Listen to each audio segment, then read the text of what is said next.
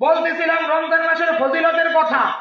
বলেন তো সর্বপ্রথম কোন ফজিলতের কথাটা বলছিলাম? রমজান মাসে কেউ যদি একটা নফল আদায় করে কতটুকু সব? ফরজের সব। আর যদি কেউ একটা ফরজ আদায় করে তাহলে কতটুকু সব? 70টা ফরজের সব। করেন সুবহানাল্লাহ। এই রমজান মাসে আবার কেউ যদি সাহারি একটা লোকমা বাড়াইয়া দেয় তাহলে এক একটা সব করে বাড়বে। এই কারণে আমরা সাহারি একটু বেশি বেশি লোকমায় খাবো। করেন সুবহানাল্লাহ। আবার এই ব্যাপারে আবার রাসূলুল্লাহ সাল্লাল্লাহু আলাইহি ওয়াসাল্লাম বললেন, এই রমজান মাসে কেউ যদি ইফতারের সময় দোয়া করে তাহলে আবার দোয়াটা তাড়াতাড়ি কবুল হয়। করেন আমিন। এই কারণে ইফতারের সময় দোয়া করতে পারবো তো ইনশাআল্লাহ।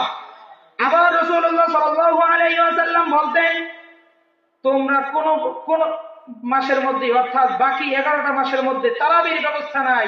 এই রমজান মাসে আল্লাহ তাআলা তারাবির এমন একটা পদ্ধতি রেখেছেন যে তারাবির মাধ্যমে আমরা 30টা খতম কোরআনুল কারীম পড়ার সওয়াব পর্যন্ত পেয়ে যাই। পড়েন সুবহানাল্লাহ।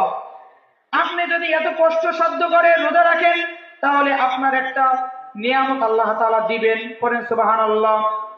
আল্লাহ রাব্বুল আলামিন রাসূলুল্লাহ সাল্লাল্লাহু আলাইহি ওয়াসাল্লামকে বলেন, যারা নাকি রমজান মাসে রোজা রাখবে সঠিকভাবে তাদেরকে আল্লাহ তাআলা বাবুর রায়্যান অর্থাৎ রায়্যান নামক দরজা দিয়ে প্রবেশ করাবেন।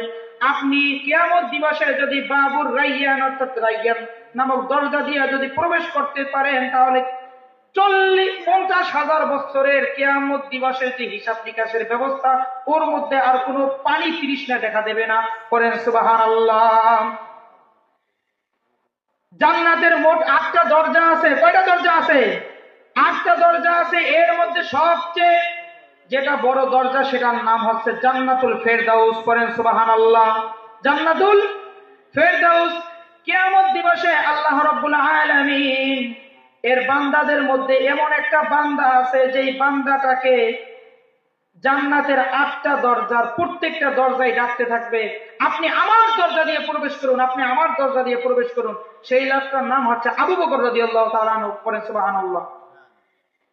এর মানে আমাদেরকে আল্লাহ তাআলা ঢোকাবেন না এরকম কোনো ব্যাপার স্যাপার আছে নাকি? এরকম কোনো ব্যাপার নাই।